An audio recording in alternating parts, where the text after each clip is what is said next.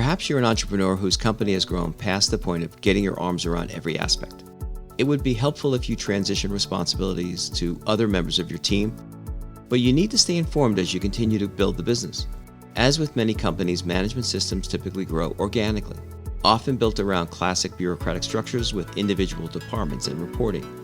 However, most leaders struggle to keep everyone aligned and often complain about poor communication and problem solving. Many now look to one of several prepackaged operating models like Scaling Up, or the Entrepreneurial Operating System, EOS for short.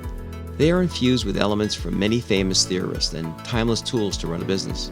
In this episode, we'll talk to Dan Rodenbush, President and CEO of Oliver, about EOS, a system that is used by over 80,000 companies around the world. Dan has used EOS as a management platform throughout his career, first as an entrepreneur, and then as an executive responsible for the integration of over 30 acquisitions and business combinations.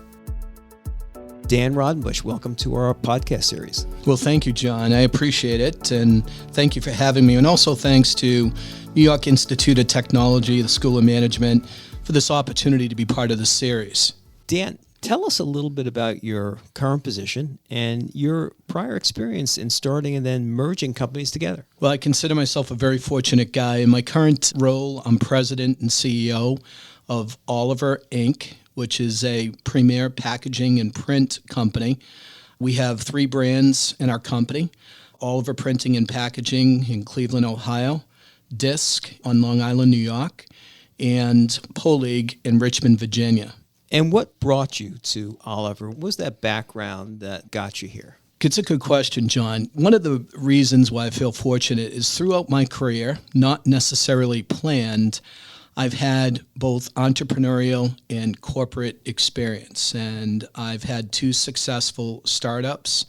I worked with other smaller companies that grew and evolved, and I've also been with billion-dollar companies such as Oneida Limited, glassware, flatware, dinnerware. We all had some of their flatware in our drawers one point in time, and Scott Paper Company, which obviously is a household brand. So I'm very thankful that I had that blend of big company and entrepreneurial experience, which is really the entrepreneurial piece is what I'm using right now at Oliver, Inc. Now, a lot of that experience came principally through the sales and strategy development side of the business, right? Yeah, it did. So I actually went to a college in New England by the name of Bentley College, which is well known for accounting. Now, along the way, you had a variety of executive positions, and I believe after you left Oneida, you started a company that was essentially a sales and marketing tool for very large companies selling into the food service industry. One of my startups was what we called Venture Cornerstone Sales, and we were initially a Northeast-focused company and grew to the point where we went to Maine, from Maine to Florida. And what we did is we did the sales, marketing, and advertising for companies like Sara Lee, Tyson Foods on the food side, to name a few. And then on the what we call the non-food side, the packaging side of the business, represented very large companies, very well-known brands such as Pactiv, Kais Fiber, Chinet, again, to name a few brands that people might recognize. And that company caught the attention of Acosta, right? So Venture Cornerstone Sales was focused on the commercial side, and we started from scratch and finally ended up selling the business to Acosta in 2012. We were the first acquisition by Acosta in the commercial space. They had been rolling up the retail side of the industry for about 10 plus years, and very successful company, about $5 billion in revenue. So being the first roll-up and catching their attention, I was fortunate to be the leader of the non-food space, which put me in a position where we completed 34 acquisitions over a 4 to 5 year period of time. Now, to accomplish all of that in a relatively short period of time, you must have started to see a pattern, or you must have had a formula that you, in your mind or with your team, that as you examine each company and then you wanted to integrate it. And one of the things that you and I spoke about was that we always look through past the revenue side, past the way they run the business, but really what's beneath that. And those foundation, that core values and a vision and certainly a group of people that seem to get it, all work together and seem aligned. Mm-hmm. Well, I like to say that if you don't get people and culture correct the first time, you're probably going to have a challenge integrating a business. So we always look for the best people that have a common vision. I like to say a common compass that guides them internally. So people are critical. The culture then basically guides the people. So having a culture that is made up of core values against a core focus is very important. And really, we have a management platform that we use at Oliver Inc. now called EOS. There's a lot of acronyms that I'm about ready to throw out, John, so bear with me. But EOS stands for Entrepreneurial Operating Systems, and it's a management platform that I've used in past lives. It was founded by Gino Wickman, who wanted to make sure that there was a management model that didn't necessarily have the complexity, and I like to say window dressings that you might find with other management models. But it was just to the point, and it really did focus on the important things, and it brought the management team together. It set a common vision so that we as a company know exactly where we want to be in 3 years, how we're going to get there. We're all aligned on that together. So we built our vision first. We set our core values, which in our case, we have 5. The first one is passion. The second one is respect for each other, for our suppliers, for our customers, for each other. We also like to be customer-centric because customers are important to any business. They're very important to us. We want to be a creative solution supplier is our next core value, which means that we operate with creativity. We do not want to be in the commodity game where our transaction and relationship is based on price. We want our value to be known based upon the creativity that we bring to our customers. And the last thing, which we spend a lot of time on, is enjoying what you do. We truly want our people to enjoy what they do. And we say all the time, we want to increase the fun meter. We just want people to have fun because as human beings, we all like to have fun. But you're not doing this in a vacuum. I mean, you must have you assemble the team, and the team gets together, and you develop all of these things, right? Absolutely, that's a very good point. So we have an annual EOS meeting, which for us is coming up soon, the middle of November, as we prepare for 2020, and our top leadership team gets together, and it's what we really call our EOS team, and we get together and we set our plan for not only 2020. But we relook at what our 3-year plan is at that point in time. We then meet on a quarterly basis to see how we're doing against that plan, to evaluate our scorecard. There's crystal clear, measurable objectives that are set as part of the EOS annual meeting. And then we bring that down into the organization so it's very transparent and virtually all of our people within the organization understand our plan, understand how we're going to get there, how we're going to measure it, and most importantly, what their role is in impacting that plan. So you have this annual meeting, you come up with the mission, the vision, you come up with a plan, way of measuring, a set of metrics that you'll measure against. And you mentioned that you get everyone within the organization on board. How exactly is that done?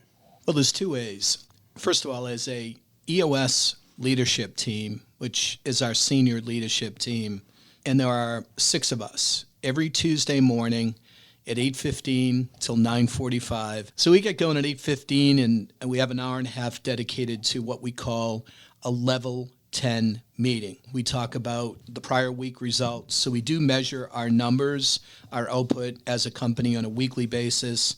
We speak about any people and customer opportunities and issues that might be going on. And then this is where the meeting gets very interesting. The next step is we talk about our rocks. And rocks, quite frankly, are nothing different than the word objectives. So as a leadership team from the prior quarter, or the current quarter, I should say, end up with rocks or objectives that they're personally accountable. We report on those rocks on a weekly basis, and we simply say whether the rock is on track or off track. So it's very, very helpful. Now, John, you asked, how do we take it further down into the organization? Right.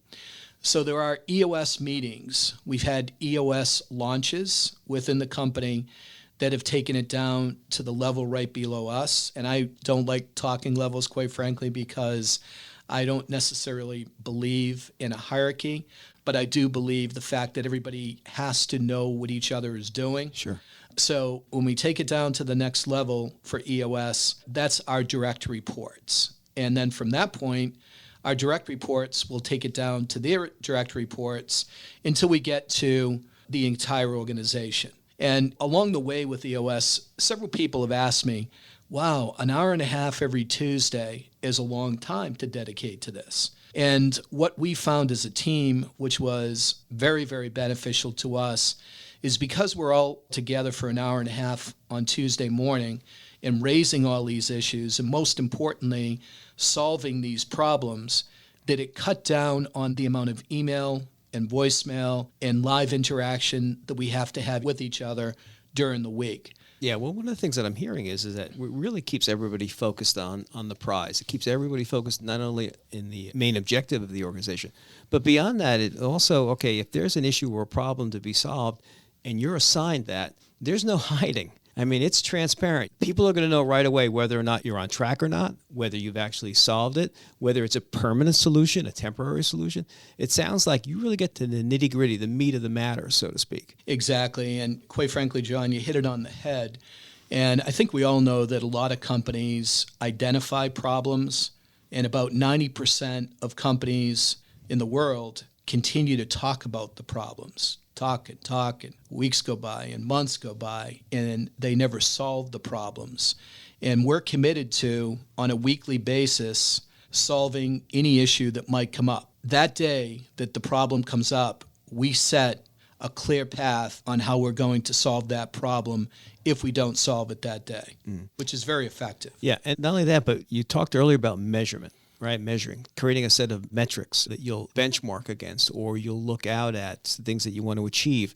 And I guess that's also part of these meetings. Absolutely. Yeah, I mean, certainly measuring goes back to the annual plan, then the quarterly plan, and then the weekly plan and follow-up. So we're relooking and revising our objectives no less frequently than every 3 months, which really keeps us very contemporary in our planning process. Right. And it allows you, it sounds like what it does is it allows the organization then to react to what's happening real time, so to speak. So if the market changes or a customer change happens, then you get a chance to react to that quickly. That's exactly right. I mean, being quick and nimble, we actually call it flexible. We consider ourselves a very flexible company. We want to be nimble and we want to be flexible in the eyes of our customers, delivering results. Yeah, and it also sounds like you don't withhold data and information from the team. Everybody hears what's happening, all the way down to, let's say, and I hate to use it, but everyone says from the front office to the loading dock. Everybody hears what's happening. You're absolutely right with that. And it starts with our annual plan, or what we call our 3-year picture. Everybody has the same 3-year picture that I have as the CEO. Everybody knows what our revenue goals are, what our EBITDA goals are, how we're going to get there, what we want our margins to be, the people that we need to bring into the company, really every detail that comes with an effective, summarized sales strategy or overall business strategy. The second piece of this is the reporting back to our people. So as the CEO, one of my responsibilities under the EOS model is to report on a quarterly basis to our company. So I travel to our operating companies, which I do frequently anyway. On a quarterly basis, I'm giving them an update on our company. So I'm very specific with them, but yet brief, to make sure that they understand how we did, where we're going, what things may have changed or evolved. any key things that might be beneficial for them to know. But really, more importantly, the overall strategy in that quarterly update is for me to communicate with them so that they truly feel a part of our company. Because if you feel a part of something, you're just going to perform better. You're going to feel better about the company that you work for. You're going to feel closer to it. And quite frankly, you're going to feel more invested in the company's success. And that's ultimately where we want our people to be. And again, as we discussed this earlier, is that it's sort of like it's an integration of what you hear from all these theorists, whether it's Kotter, Lewin, Maslow.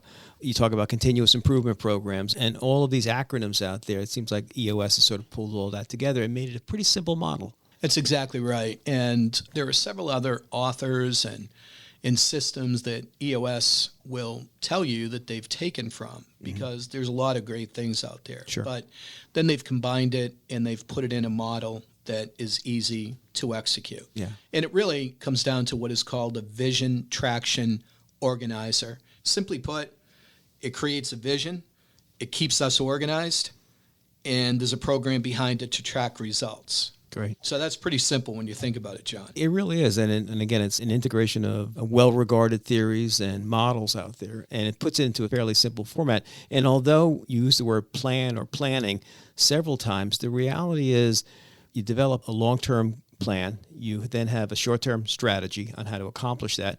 So it sounds like this really does keep you, and you use the word traction, keep you on track. Well, in fact, you talk about traction, and for those that are listening, I would highly recommend that you pick up the book, buy it on Amazon or wherever you buy your books. It's called Traction, and it was written by Gino Wickman, the founder of EOS. It's been a significant part of our company's success. Dan, you're the leader of the organization. Describe your leadership style. Oh boy, that's not easy to talk about all the time, but I would say that I'm a leader by example. I'm not afraid to get my hands dirty. In fact, I like it. I like to interact with people that do all different jobs within our organization. I would consider myself firm but fair, and always try to do the right thing for the company.